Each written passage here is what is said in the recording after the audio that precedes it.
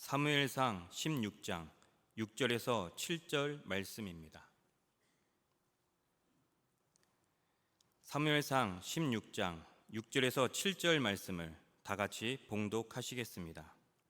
그들이 오매 사무엘이 엘리압을 보고 마음에 이르기를 야외 기름 부으실 자가 과연 주님 앞에 있도다 하였더니 야외께서 사무엘에게 이르시되 그의 용모와 키를 보지 말라. 내가 이미 그를 버렸노라.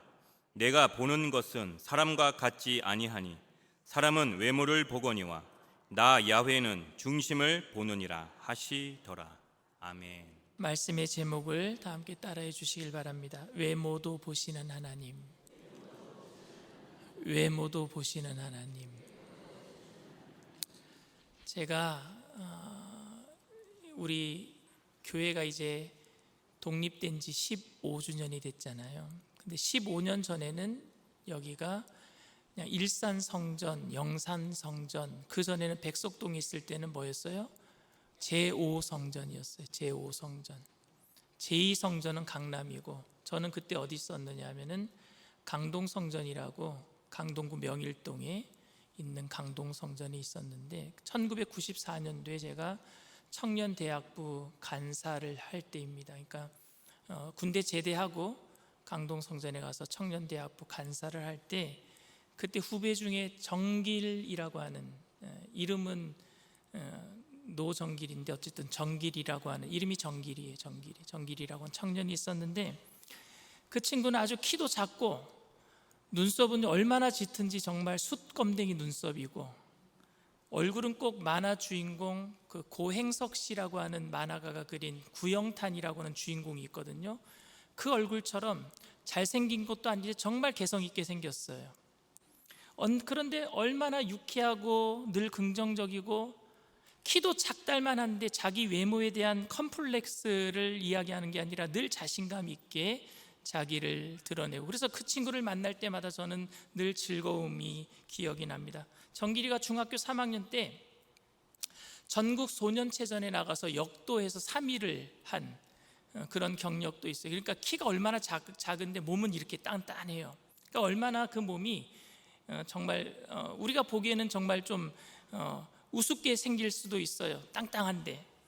그런데 굉장히 그 자신감이 있는 친구였어요. 근데 정길이가 저보고 재밌으라고 해줬던 이야기가 오늘 본문 말씀입니다. 뭐라고 얘기했느냐? 형, 하나님께서 중심을 보신다고 하시잖아.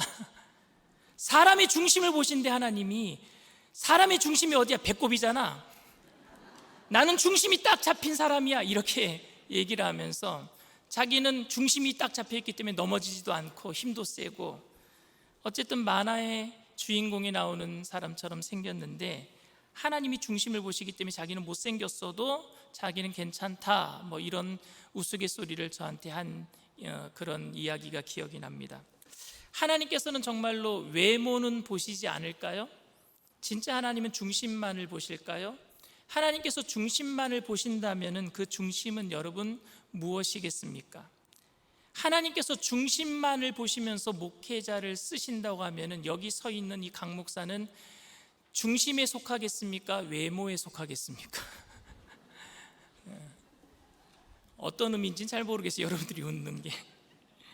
기독교 연예인들 중에 무슨 상을 타면은 하나님께 영광을 돌립니다 하는 그 연예인들 보면은 얼마나 예쁘고 잘생겼는지 몰라요. 그래서 제 생각에는 하나님은 외모를 좀 보시는 것 같기도 해요. 우리는 이런 종류의 말씀을 들을 때에 흑백 논리의 대조로 그래서 생각할 때가 많습니다. 하나님께서 외모로 사람을 취하지 아니하시니까 하나님을 잘 섬기는 사람들은 특별히 외모가 잘생기지도 않았을 것이다 라고 생각하는 거예요. 하나님께서 중심을 보시는 것이니까 얼굴은 못생기고 키는 작아도 삭개오처럼 생겨도 마음씨는 고운 사람들이 하나님을 섬기는, 중심을 보시는 그 하나님을 잘 섬기는 사람들일 것이라고 생각하는 것입니다. 그런데 여러분, 정말 그럴까요? 하나님께서는 사울을 버리시고 다윗을 하나님의 마음에 합한 자라고 말씀을 하셨습니다. 그 이유가 사울은 키가 190 이상 되거든요. 얼굴도 잘생겼어요. 그런데 그의 마음에는 하나님의 말씀이 없었고, 다윗은 키도 작고 얼굴도 못생겼는데 그 마음에는 하나님의 말씀이 있었기 때문이라고 생각하는 거, 이렇게 흑백 논리로 생각하는 겁니다. 오늘 본문은 사울이 하나님께 버림을 받았어요. 그 이후에 사무엘이 하나님의 음성을 듣고 이새의 아들들 중에서 내가 왕을 세울 사람에게 가서 기름을 부어라 라고 하는 그 기름 붓는 사건에 대한 기록입니다. 사울은요, 옛날에는 사무엘을 무서워했습니다. 하나님을 두려워했습니다. 그런데 이제는 무소불위의 권력을 가진 권력자가 되고 말았습니다. 얼마 전까지만 해도 자기가 아말렉과의 전투에서 하나님의 말씀을 어기고 아말렉을 다 진멸하라고 했는데, 사울은요, 아각 왕이라고 아말렉 왕을 생포해서 잡아오고, 그리고 아말렉 진영들 중에서 좋은 것들을 다 취해 갖고 돌아왔어요. 그럴 때 하나님이 분노하시고 나는 사울을 버렸다. 그래서 사무엘을 통해서 그 이야기를 할 때 사울은요, 사무엘의 바짓가락을 붙잡았던 사람입니다. 그만큼 그때 당시에는 사울보다는 사무엘이 하나님의 말씀으로 모든 사람들에게 신임을 얻고 있었기 때문에 사울이 바짓가랑이를 붙잡고 회개한 것이 아니라 아마 여론 때문에 그랬던 것 같아요. 사무엘상 15장 26절에서 27절 말씀입니다. 사무엘이 사울에게 이르되 나는 왕과 함께 돌아가지 아니하리니 이는 왕이 야훼의 말씀을 버렸으므로 야훼께서 왕을 버려 이스라엘 왕이 되지 못하게 하셨음이니이다 하고, 사무엘이 가려고 돌아설 때에 사울이 그의 겉옷자락을 붙잡음에 찢어진지라. 그때까지만 해도 사울은 이제 자기가 잘못 보이면 왕위에서 폐위될 수 있다라고 생각했던 것 같습니다. 마치 정치인들이 여론을 의식하는 것처럼 말입니다. 그런데 자기가 이제 무소불위의 권력을 가지게 되니까 이제 사무엘조차도 단칼에 죽일 수 있는 사람이 되고 만 것입니다. 사무엘상 16장 1절 2절 말씀입니다. 야훼께서 사무엘에게 이르시되 내가 이미 사울을 버려 이스라엘 왕이 되지 못하게 하였거늘 네가 그를 위하여 언제까지 슬퍼하겠느냐. 너는 뿔에 기름을 채워 가지고 가라. 내가 너를 베들레헴 사람 이새에게로 보내리니 이는 내가 그의 아들 중에서 한 왕을 보았느니라 하시는지라. 사무엘이 이르되 내가 어찌 갈 수 있으리이까. 사울이 들으면 나를 죽이리이다 하니 야훼께서 이르시되 너는 암송아지를 끌고 가서 말하기를 내가 야훼께 제사를 드리러 왔다 하고. 이제는 사무엘이 사울을 두려워하는 사람이 되고 말았어요. 여러분, 힘이 있으면 사람이 변하는 사람들이 있어요. 완장만 채워주면은요 사람이 변하는 사람들이 있어요. 그게 누구냐? 사울이었어요. 이제 자기가 완장 차니까, 권력을 가지니까 사무엘도 죽일 수 있는 사람이 되고 말았어요. 하나님이 이제 베들레헴에 가서 이새의 집의 아들들 중에 내가 선택한 사람이 있으니까 그에게 가서 기름을 붓고 그를 왕으로 세우라고 하니까 사무엘이 겁나는 겁니다. 그러면 사울이 알게 되면 저는 죽습니다 라고 얘기를 하는 거예요. 그때 하나님께서 너 있잖아, 예배 드리러 왔다라고 얘기하고 가서 예배 드리는 척하고, 그 예배 드릴 때 이새를 불러, 그 아들들을 불러 하나님이 이제 할 수 있는 일들을 알려주시는 겁니다. 그래서 사무엘은요 기름을 준비해 가지고 베들레헴으로 갔어요. 근데 베들레헴에 갔더니요 베들레헴의 장로들이 이제 난리가 난 겁니다. 사무엘상 16장 4절 말씀입니다. 사무엘이 야훼의 말씀대로 행하여 베들레헴에 이르매 성읍 장로들이 떨며 그를 영접하며 이르되 평강을 위하여 오시나이까. 당신이 여기 와서 다른 왕을 세우면은요 우리들도 죽습니다. 장로들이 겁나는 거예요. 평강을 위해서 오시는 겁니까? 묻는 거예요. 그러니까 사무엘이 하나님께서 이제 할 방법을 알려주셨잖아요. 나 예배 드리러 왔어 라고 얘기를 하는 거예요. 걱정하지 마. 내가 지금 사울과 각을 세우려고 온 게 아니야. 예배 드리러 온 거야. 걱정하지 마. 그리고 예배 드리는 그 장소에 이새와 이새의 아들들을 부릅니다. 그리고 이새의 아들들 중에 첫 번째 아들인 엘리압을 볼 때에 한눈에 알아봤어요. 이 사람이구나, 바로 이 사람이구나. 6절 7절 오늘 본문 말씀입니다.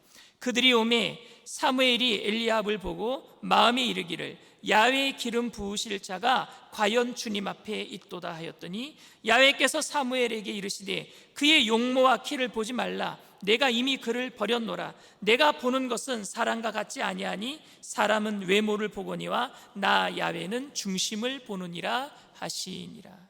하나님께서 나는 이미 엘리압을 버렸다라고 말씀하실 때 이 말씀은 엘리압의 외모가 출중하기 때문에 버렸다라는 말씀이 아닙니다.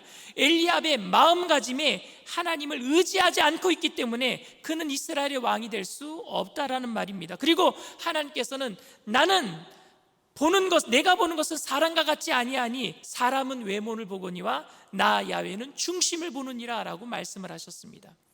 엘리압이 지나갔어요. 둘째 아들 아비다답이 지나갔어요. 셋째 아들 삼마가 지나갑니다. 일곱째 아들까지 지나갈 때까지 하나님은 아무 말씀을 안 하시는 거예요.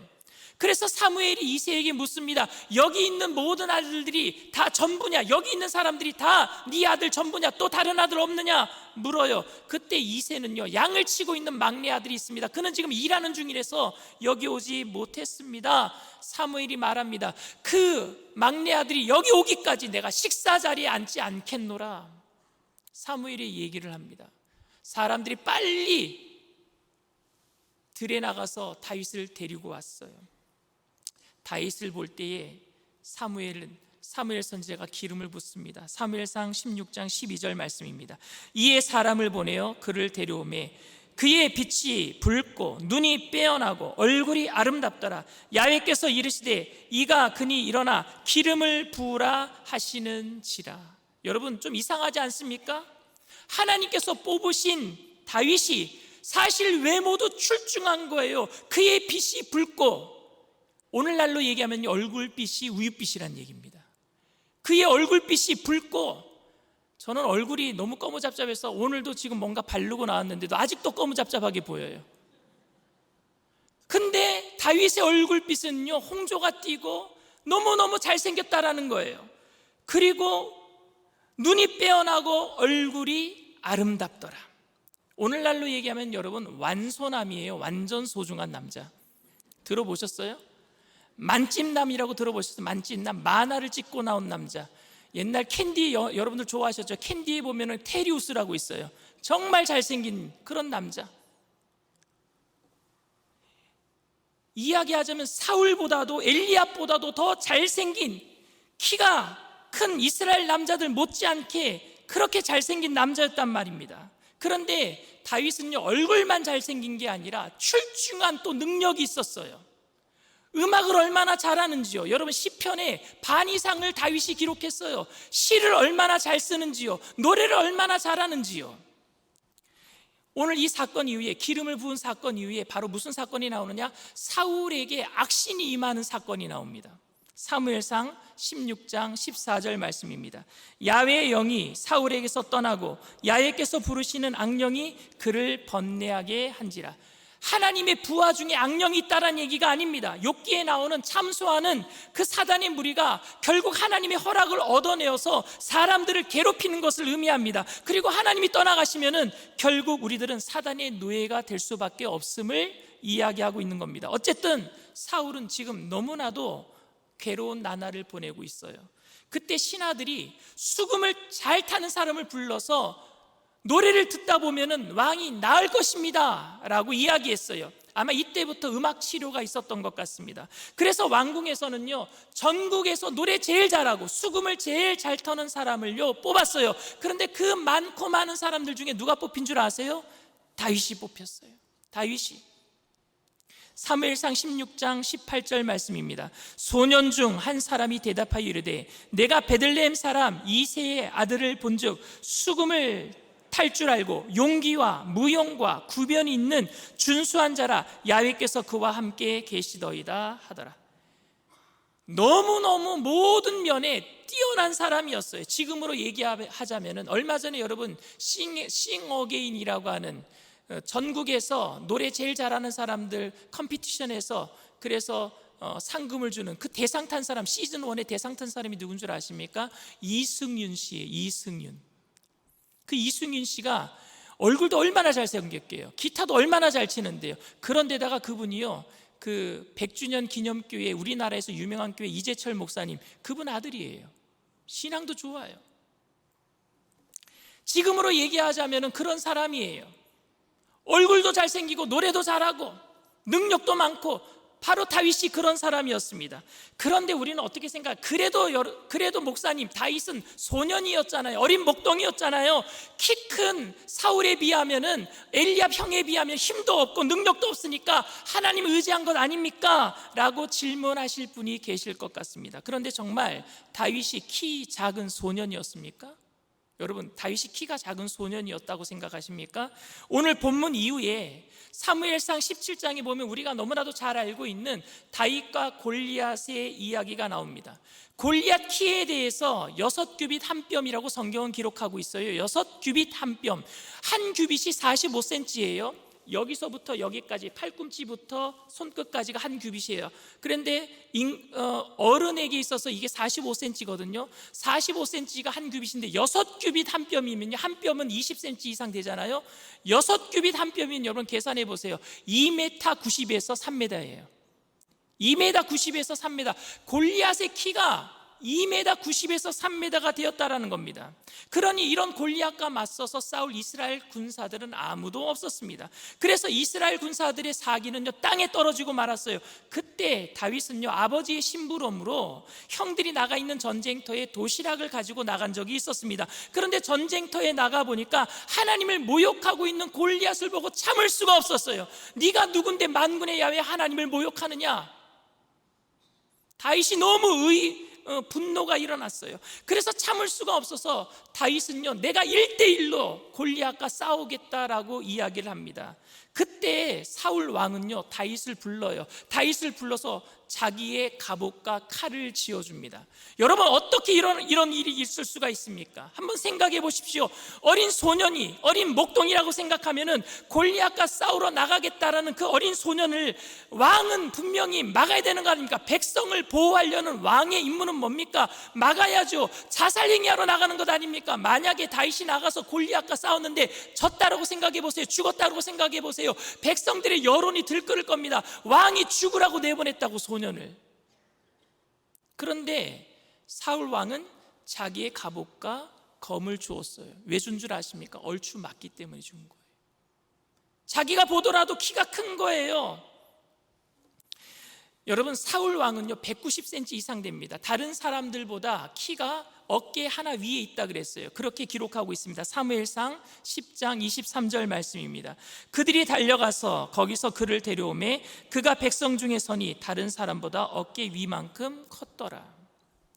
그러니까 그렇게 키 큰 사울이 자기의 갑옷을 줬어요, 다윗에게. 그리고 칼도 주었습니다.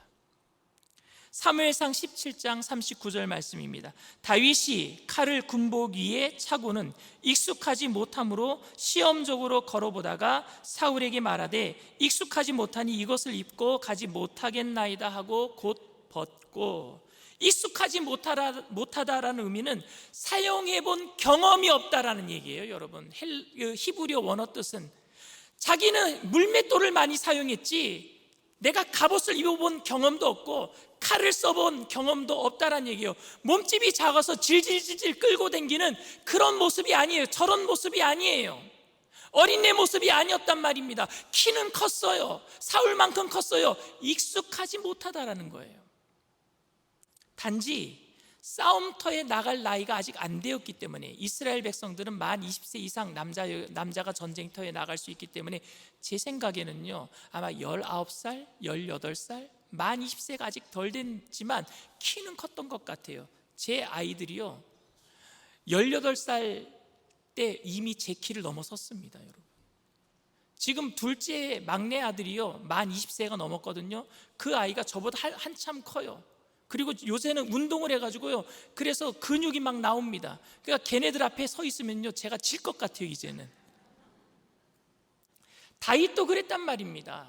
다윗도 사울이 자기를 좀 걱정하니까 제가 양을 치다가 곰이나 늑대가, 사자가 양을 습격하면은 그 입에서 그 입을 찢어버리고 그 제 양들을 구출해 왔습니다. 그들을 쳐 죽이기까지 했습니다. 그 정도로 다윗은요 사나운 짐승과 싸워서 이길 정도로 힘이 있었던 사람입니다. 특히 다윗은요 골리앗을 물맷돌로 쳐서 죽인 이후에 골리앗의 칼을 들어가지고 그의 목을 쳐 뱉다고 했습니다.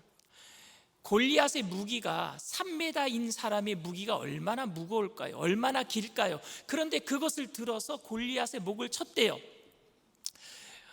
여기 계신 주부들은 대부분 생선을 다듬어 보셨을 거예요. 저도 생선을 다듬어 봤습니다.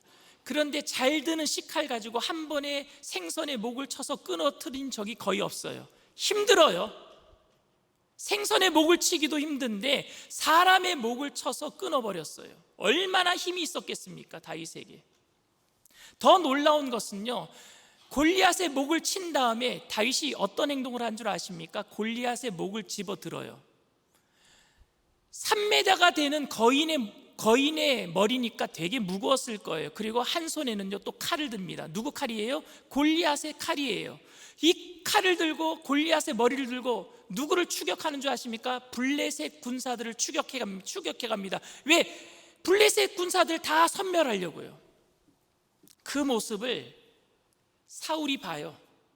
저게 누구냐? 군대 장관 아브넬에게 물어요. 근데 아브넬이 나도 모릅니다 이럽니다. 사무엘상 17장 55절 말씀입니다. 사울은 다윗이 블레셋 사람을 향하여 나아감을 보고 군사령관 아브넬에게 묻되 아브넬아 이 소년이 누구의 아들이냐? 아브넬이 이르되 왕이여 왕의 사심으로 맹세하옵나니 내가 알지 못하나이다 하매, 사울은요 이전에 다윗이 자기를 위해서 수금을 타줬던 소년이라는 사실을 까맣게 잊어버렸어요. 그만큼 사울은요 지금 머리가 아픈 사람입니다. 번민이 많은 사람이에요. 그리고 전쟁에서 승리하고 돌아온 다윗, 그리고 그를 너무너무 사랑해서 이제는 뭘 삼는 줄 아십니까? 군대 장관 삼아요. 군대 장관. 사무엘상 18장 5절 말씀입니다. 다윗은 사울이 보내는 곳마다 가서 지혜롭게 행하며 사울이 그를 군대의 장으로 삼았더니 온 백성이 합당히 여겼고 사울의 신하들도 합당히 여겼더라. 합당히 여겼다는 건 뭐예요? 법에 저촉되는 게 없다라는 거예요. 만 20세가 넘어섰다라는 거예요. 그러니까 금방 군대 장관 삼은 거죠. 우리는 다윗과 골리앗의 싸움을 생각할 때에 소년, 목동, 다윗, 요만한 쪼만한 다윗을 생각합니다. 키도 작고 어린아이였는데 골리앗과 싸워서 이긴 그런 이미지를 우리는 생각합니다. 그에 비해서 키도 크고 얼굴도 잘생긴 사울과 다윗의 형인 엘리압은 아무것도 하지 못했던 무능한 사람들이라고 여깁니다. 그래서 우리는 그들과 대조적으로 키도 작고 힘도 없고 능력도 없는 다윗과 같이 우리들도 연약하고 어리지만 하나님께서 함께 하신다면 무엇이든지 할 수 있습니다 라고 할 때 모두 다 아멘 하고 외쳤습니다. 정말 그래요? 정말 그렇습니까? 우리가 외모도 볼품없고 능력도 없고 학벌도 없고 가난하기 때문에 하나님이 여러분 필요한 겁니까? 내가 연약하기 때문에 하나님이 더 필요한 겁니까? 아니면은 외모도 출중하고 능력도 있고 학벌도 있고 부자이면서도 그래도 하나님이 더욱 필요한 것이겠습니까? 여러분 어떤 것이 하나님께 더 좋아하실 것 같으세요? 어떤 게 더 하나님 더 좋아하실 것 같아요? 이스라엘 백성들에게 모든 걸 다 주셨어요. 하나님이 가나안 땅에 들어갈 때 축복을 다 주셨어요. 근데 그들은 그걸 가지고 하나님 잊어버렸어요. 있을 때 하나님 잊어버렸단 말입니다. 사울에게 모든 걸 주셨어요. 출중한 모든 것들을 주셨어요. 그런데 그가 그것을 가지고 있을 때 하나님을 업신여겼어요. 사무엘을 업신여겼어요. 어떤 게 마음이 합한 자이겠습니까? 다윗처럼 출중한 외모도 있고 출중한 능력도 있을 때 더 하나님을 의지할 때 하나님은 그 다윗을 마음에 합한 자라고 말씀하신 줄 믿습니다. 우리가 있을 때도 하나님을 찾아야 될 것 아니겠습니까? 없을 때 하나님을 찾는 것은 당연하지만 내가 가지고 있을 때 하나님을 더 찾는다면은 하나님께서 우리들을 마음에 합한 자라 여겨주실 줄 믿습니다. 다윗은 외모도 뛰어났고 그가 가진 실력도 이스라엘에서 가장 뛰어났던 사람이었습니다. 그러나 그는 그런 외모나 실력을 의지한 것이 아니라 더 하나님을 의지한 줄 믿습니다. 그래서 하나님께서는 다윗을 내 마음에 합한 자라고 말씀을 하셨습니다. 여러분 어느 부모가 자녀들이 거지 같은 꼬라지를 하고 루저처럼 실패자처럼 살기를 원하는 부모가 어디 있겠습니까? 어느 부모가 자녀들이 능력이 없어서 실패해서 그래서 부모를 더 의지하기를 원하겠습니까? 진짜 부모는, 진짜 좋은 부모는 자녀들이 어떤 면에서도 뛰어나기를 원하지 않겠습니까? 그런 자녀들이 이 세상 가운데 잘 되었을 때 더 부모님을 찾아오고, 더 부모님을 공경하고, 더 부모님을 의지할 때 부모님은 그 자녀를 더 마음에 합한 자라고 여기지 않겠습니까? 다윗은 정말로 모든 사람들보다 뛰어난 사람이었어요. 여러분들이 생각한 것처럼 그런 키가 작은 목동이 아니었어요. 그냥 연약한 사람이 아니었어요. 정말 뛰어난 사람이었습니다. 얼굴도 잘생겼었어요. 그런데 성경은 그런 다윗이 하나님을 더 의지했다라고 기록했기 때문에 마치 우리는 다윗이 사울에 비해서, 형 엘리압에 비해서 볼품없기 때문에 하나님을 더 의지하지는 않았나, 그렇게 오해하기도 했습니다. 그런데 그만큼 다윗은 자기의 능력을 드러내지 않는 겸손함이 있었던 거겠죠. 사랑하는 성도 여러분, 저는 하나님이 우리의 외모, 얼굴, 재력, 명예, 학력, 집안, 이런 모든 외모들을 모든 세상 사람들에 비해서 뛰어나게 해주실 줄 믿습니다. 왜냐하면 우리는 하나님의 사랑받는 자녀이기 때문에. 하나님은 가장 우리의 좋으신 아버지가 되시는 줄 믿습니다. 그러니까 자녀에게 가장 좋은 것으로 채워주실 것입니다. 그때 하나님을 더욱 의지하려고 더 하나님의 품으로 뛰어들어가게 되기를 바랍니다. 하나님은 일부러 우리를 루저로 만들지 않으실 거예요. 실패자로 만들지 않으실 거예요. 하나님 더 의지하라고, 우리가 부족해서 하나님 더 의지하라고 그렇게 자녀들을, 우리를 사지로 내몰지 않으실 겁니다. 그렇기 때문에 우리는 하나님 앞에 결단해야 될 부분이 있습니다. 무엇을 결단해야 되느냐? 하나님, 내 보여지는 상황을 의지하지 않게 하여 주시옵소서. 내 외모를 의지하지 않게 하여 주시옵소서. 내 좋은 컨디션, 상황을 의지하지 않게 하여 주시옵소서. 내 백그라운드를 의지하지 않게 하여 주시옵소서. 있어서 교만하지 아니하고 없어도 낙심할 수 없는 주님 한 분만으로 온전한 믿음의 사람들로 주님 앞에 세워지게 하여 주시옵소서. 예수님께서 첫 번째 설교가 뭐였느냐? 산상수훈이라고 산 위에서 설교하신 거였는데, 그 첫 번째 설교의 첫 번째 대지가 뭐였느냐? 팔복이었어요. 그 팔복의 첫 번째가 뭐였느냐? 심령이 가난한 사람은 천국이 저희 것입니다. 심령이 가난한 사람이 뭐예요, 여러분? 그냥 생활 가운데 가난하게 사는 사람이 심령이 가난한 사람이 아니라, 날마다 내가 복을 받았어도 하나님 없으면 살 수 없습니다 고백하는 사람이 심령이 가난한 사람, 하나님의 마음에 합한 사람인 줄 믿습니다. 저는 일산수목음 영산교회 모든 성도님들이 하나님께 모두 다 큰 복을 받게 되기를 바랍니다.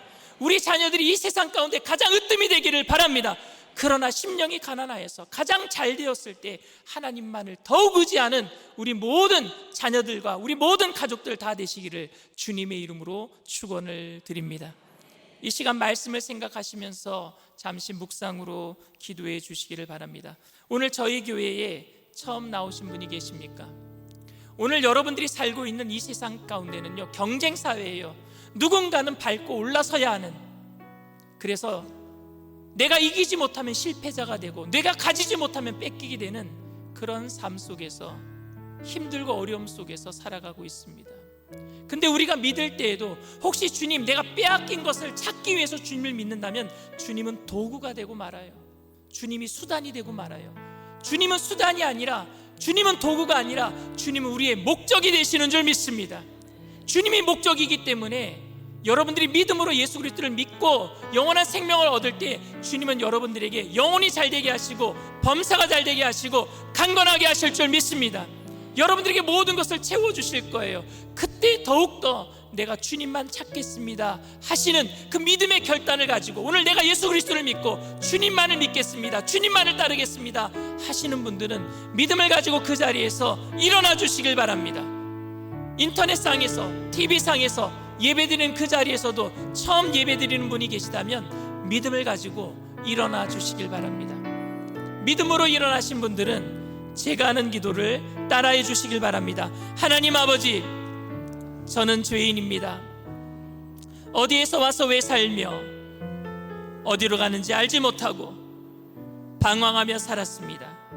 저의 죄를 위하여 십자가에서 죽으시고 부활하신 예수님을 제 구주로 모셔드립니다. 저는 하나님의 자녀가 되었습니다. 지금부터 영원토록 주님과 함께 살겠습니다. 예수님의 이름으로 기도드립니다. 아멘. 할렐루야. 여러분들을 진심으로 축복하고 환영합니다. 나의 영혼이 잠잠히 우리 찬양드립니다.